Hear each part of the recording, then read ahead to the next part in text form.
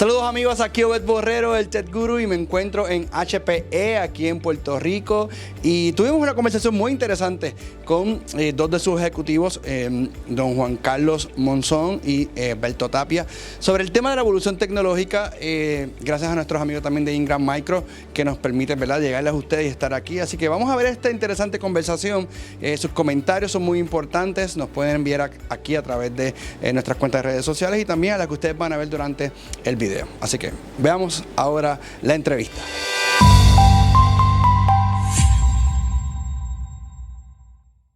¿Cómo han vivido ustedes el tema de la pandemia desde el punto de vista de trabajo, desde el punto de vista también tecnológico? ¿Ha habido cambios sociales, estructurales?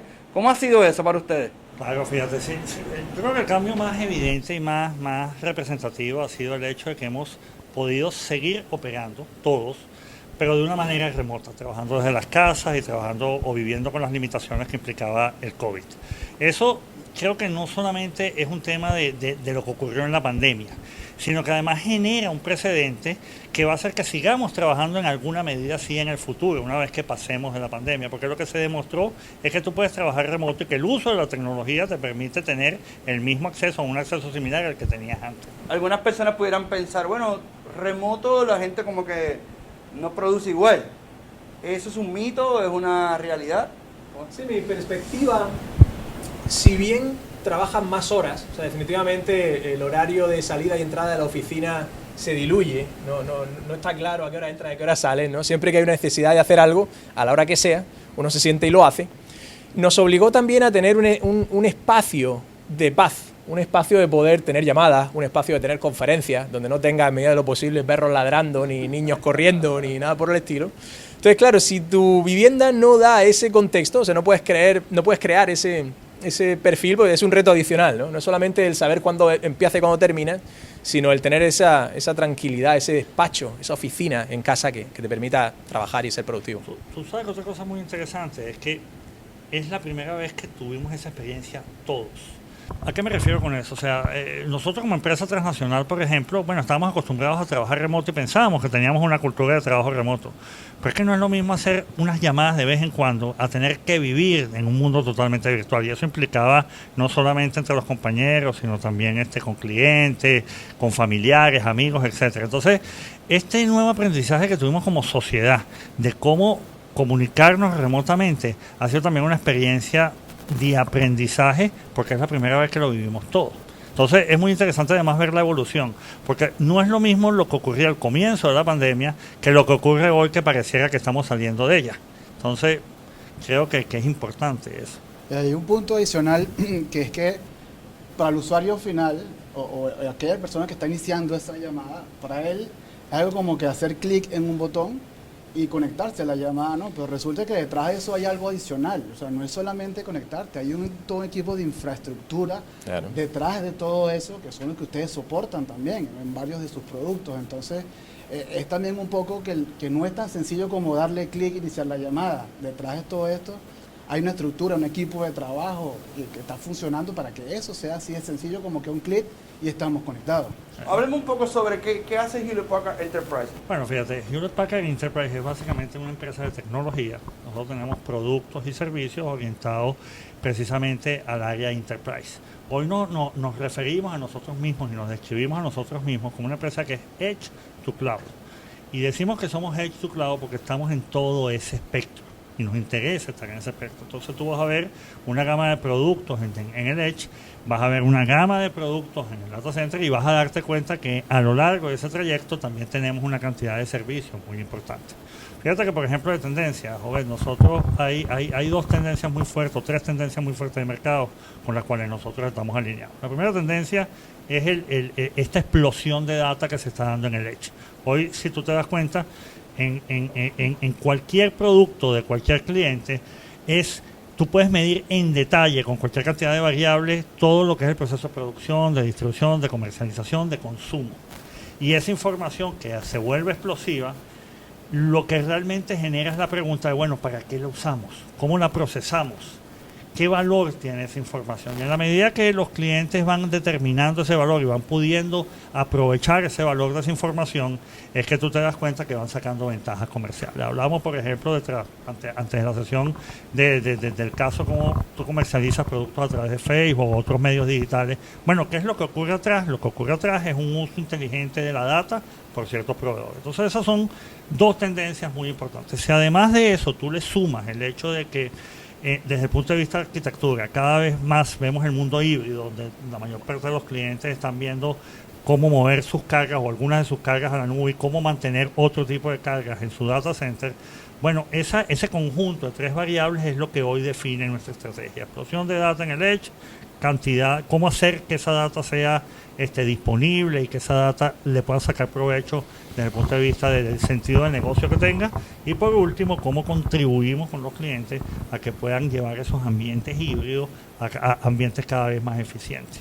Me parece muy interesante ese planteamiento sobre la parte híbrida. Estamos viendo un movimiento a la parte híbrida. En un momento dado vimos como un hype, como diría yo, todo en la nube, pero ya hemos comenzado a que sí, la nube es fantástico, es bueno, pero ahí vemos entonces el tema edge, el tema híbrido, ¿correcto?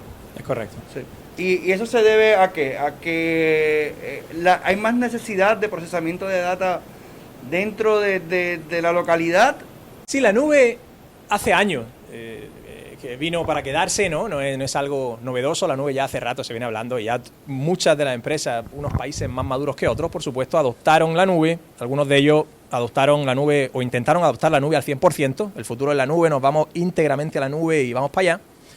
Está bien, o sea, hay empresas que les funcionó, pero hay otras muchas que se dieron cuenta de que, bueno, hay cargas de trabajo que son ideales para llevarse a la nube y hay otras cargas de trabajo que son un poco más sensibles a la latencia o requieren un poco más de ancho de banda o performance concreto o garantías de disponibilidad cuando hay un problema con el enlace. Datos, workloads que son críticos, que quiero tener cerca de mí, no necesariamente en una nube que está a varios miles de millas o kilómetros. Entonces, bueno, se dieron cuenta de que hacía sentido algunas cargas de trabajo regresarlas a las premisas, donde nuevamente el performance, la seguridad, la gobernabilidad de los datos, también por temas de cumplimiento, algunos datos conviene tenerlos cerca, sobre todo la latencia, el tema de latencia también. Y bueno, definir, o sea, la empresa lograron definir, muchas de ellas, otras están en el proceso de qué cargas son las que hacen sentido llevarme a la nube y qué otras cargas hacen más sentido financiero o desde el punto de vista de la seguridad o desde el punto de vista del performance y la experiencia del usuario, dejarla en mis premisas. Entonces, la empresa que logre tener esa orquestación de poder tener su data center en las premisas para aquellos datos que hagan sentido y poder mover cargas a la nube y que eso sea flexible, sea transparente, el poder llevar y traer data y workloads a diferentes ambientes es vital. El que logre hacer eso va a estar un paso por delante de la competencia, ¿no? Si tú hablas con cualquier CIO que pasó el episodio de María, bueno, eso rompió los paradigmas en términos de comunicación todo. O sea, porque tú veías que empresas grandes, con niveles muy, muy altos, digamos, inversiones muy importantes en términos de protección, bueno, se quedaron cortas ante la magnitud del evento atmosférico. ¿Okay? Entonces, fíjate que eso creo que es un recordatorio a que tú tienes cierta dependencia siempre, sobre todo en tus procesos que son neurálgicos, bueno, a los eventos externos que pueden pasar. Entonces, ese tipo de elementos creo que llamaron, sobre todo en el caso, por ejemplo, de Puerto Rico, a la reflexión en cuanto de para allá va. O sea, hay cargas con las que yo tal vez no puedo o me conviene mover, pero no son todas las cargas. Hay cargas que son vitales y que tienen que estar disponibles ante cualquier evento, tienes que estar preparado a las regulaciones, etcétera. Entonces, eso es lo que creo que está generando esta tendencia tan fuerte de ambientes híbridos. Y es una tendencia, además, que creo que va a ser reforzada por las nuevas arquitecturas. Porque cuando tú ves los diferentes fabricantes, los diferentes proveedores de nubes, se están moviendo todos, están convergiendo todos hacia ese mundo híbrido. Entonces, vamos a ver cada vez más arquitecturas que son o que ayudan a ese proceso, más que se separan de él. Me gustaría hablar un poco sobre el tema de la data. Hemos hablado mucho del tema de la data y el valor de la data, que es el new gold, ¿no? Es el nuevo oro. Y lo vemos que precisamente las empresas que cotizan a los precios más altos a niveles ahora mundiales no necesariamente son las del petróleo, son las empresas que tienen que ver con el tema de la data. Así que nos da una idea de cuán importante. ¿Cuál es el rol de ustedes en apoyo a las empresas? Porque cada vez más devices conectados generan más data, entonces ya tenemos no solamente un dispositivo como una computadora generando data, tenemos los smartwatch, tenemos las cámaras, tenemos todo inteligente. ¿A dónde va esa data, verdad? ¿O dónde iría esa data, de convertir esa data en algo que sea útil para la organización? ¿Cómo ustedes ven ese proceso y cómo ustedes están apoyando esos procesos? Sí, efectivamente, todos los días, en casa, aquí, en este momento, cuando miras por la ventana al tráfico, se están generando datos todo el tiempo, por todas partes. La constante que no cambia nunca es el incremento en data que se está viviendo a nivel mundial, ¿no? Y como hablamos por temas de cumplimiento, esa data pues no necesariamente puede borrarse. Hay mucha de la data que se genera que por cumplimiento tienes que guardarla 10 años, 15, 30, la vida de una persona, etcétera, ¿no? O sea, definitivamente la data es importante. Los servicios relacionados con la data, el tema del business intelligence, el tema del data warehouse, cómo obtener inteligencia de esa data es importante y HP lo sabe. Entonces, para HP la vertical de datos es primordial. O sea, estamos invirtiendo muchísimo en investigación y desarrollo, muchísimo en nuevas tecnologías y la forma de el ciclo de vida de la data. No solamente tengo mi data de producción o tengo mi data crítica, tengo otra tecnología diferente para respaldar todo eso, otra plataforma diferente con otra consola de administración, con otra complejidad adicional para replicar esa data a la nube que mencionábamos anteriormente. Qué bonito sería poder tener una consola centralizada que me permita gestionar todo ese ciclo, esas políticas de seguridad, ese archiving, esa retención en el tiempo de la data. O sea, una consola única donde yo pueda decir, ok, mi data crítica es esta, una vez que deje de ser crítica, por el motivo que sea, la voy a traer para acá, la quiero replicar allá, quiero que después de 10 años esa data se elimine, o se borre, o se mueva para este otro sistema más eficiente, o se mueva a esta nube. Entonces HP en esa línea lanzó el año pasado el Cloud Data Services, una consola en la nube que me permite manejar ese ciclo de vida desde una consola centralizada, sin la complejidad de tener esas islas de información y esas diferentes plataformas, software y hardware que se mantienen moviendo los datos y manejando el ciclo de vida.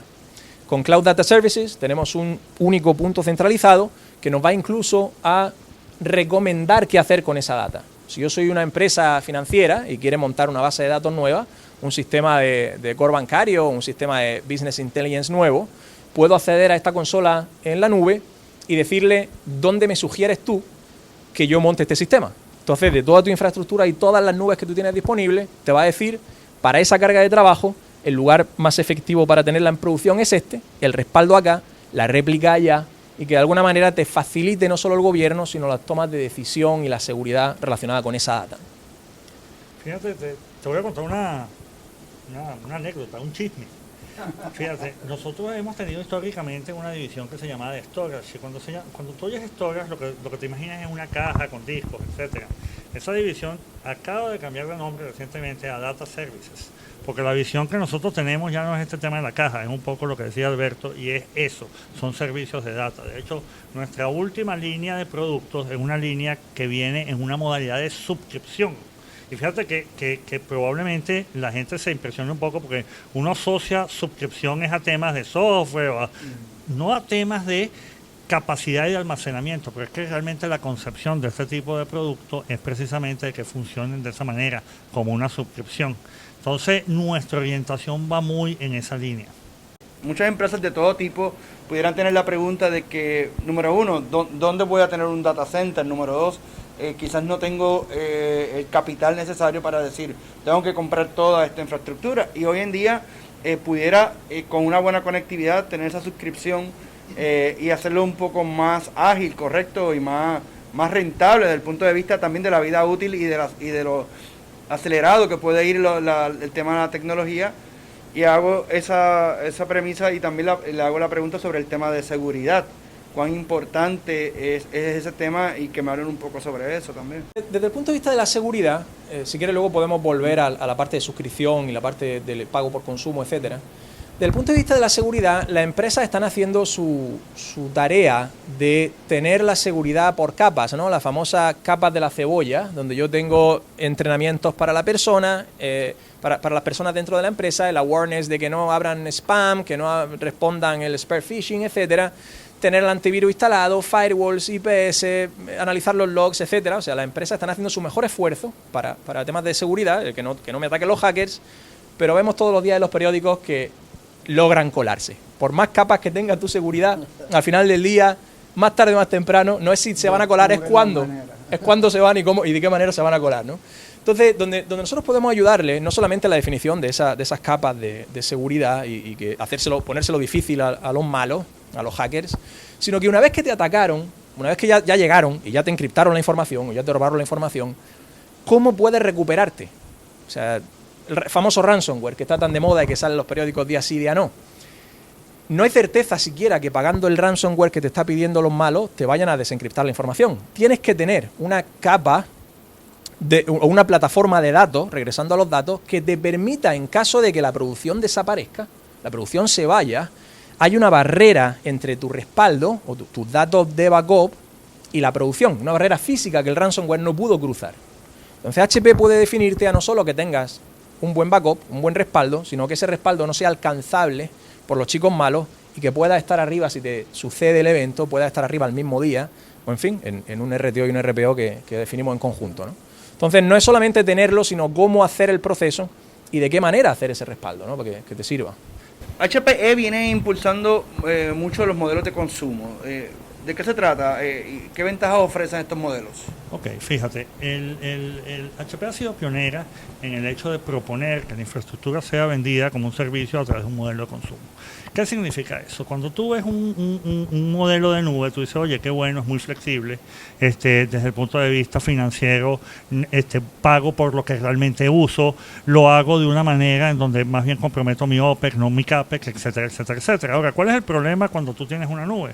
Bueno, tienes problemas técnicos de latencia, tienes problemas de soberanía de data, tienes problemas de administración, etcétera, etcétera, etcétera. Por otro lado, cuando tú haces una compra CAPEX, es todo lo contrario.